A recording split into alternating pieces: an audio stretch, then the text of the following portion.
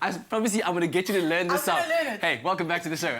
Culinary Hotline is open 083-913-3728. We're talking to Auntie Zozo, answering all of your questions.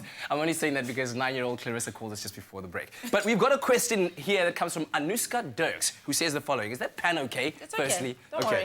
Got it under control. Who says... Auntie Zola's got it. Says, hi, Zola. Hi.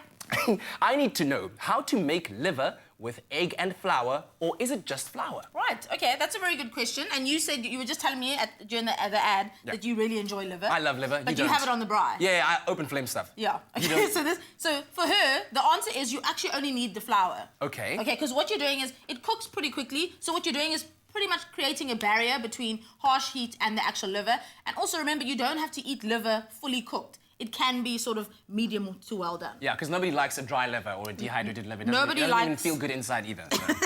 Okay, so we've got some flour, and seasoning the flour is always a great first step, just like that. Also, when you buy the liver, it's readily available in most supermarkets and shops, etc., and butcheries.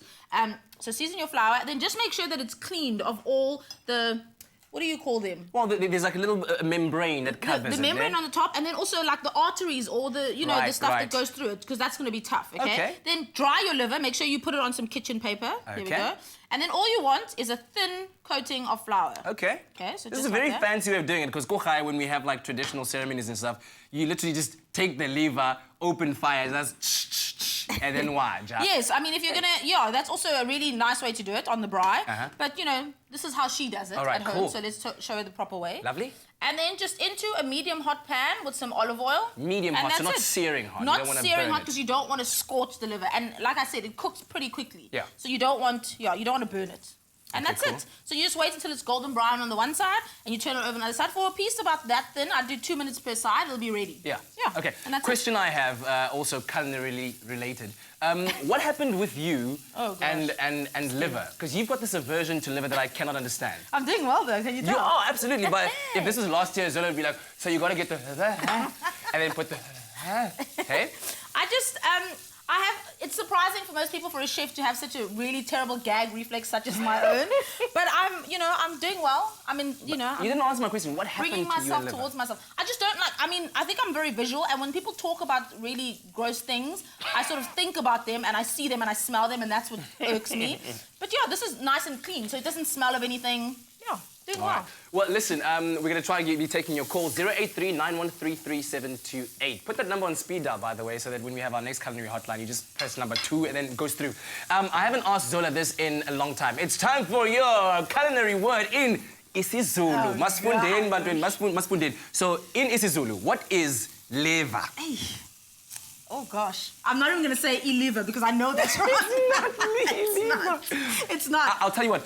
In Setswana, it's sebete. No, it's not that in Zulu. It's not isbindi. Oh, it is isbindi. Oh, my goodness, you were right. My dad is slumping in his chair right now, going, why? Mr. Nene, we apologize for your daughter's behaviors. So, isbindi in isiZulu, sebete kaSetswana. Okay, and then, that looks very nice. See, that one's almost done. So another minute or so on that side, and it's beautiful. Okay. You can serve it with some onions, sauteed onions, or sauce that you like. Fantastic. Delish. I think we're about to take another call. Do we have a caller on the line? Oh, not yet. All right. We've got a question from Karabo in Soweto, right? Yes. She wants to know, her popcorn doesn't really pop properly. I know we saw the hack earlier on, but her popcorn doesn't pop properly. Can you say that? Her popcorn doesn't pop properly. Yes. English. What are some of your best tips to make your popcorn pop properly? Okay, so my tip for popping popcorn in a pot is to put the oil in and put the popcorn in straight away. So don't you know how sometimes your popcorn always burns because the oil is too hot. So put the oil in, put the popcorn in, and only one layer of popcorn kernels. Flat, yeah. Exactly. Otherwise, it gets too crowded and then it doesn't get the heat and, But to get it in before it actually gets to that point. Yeah, so let the kernels heat with the oil. And then everything pops. Pop. Hashtag guarding. Graham, I want you to try this out, man. This is, make your popcorn pop properly in the pot. Make your popcorn pop properly in the pot. Try that, Graham.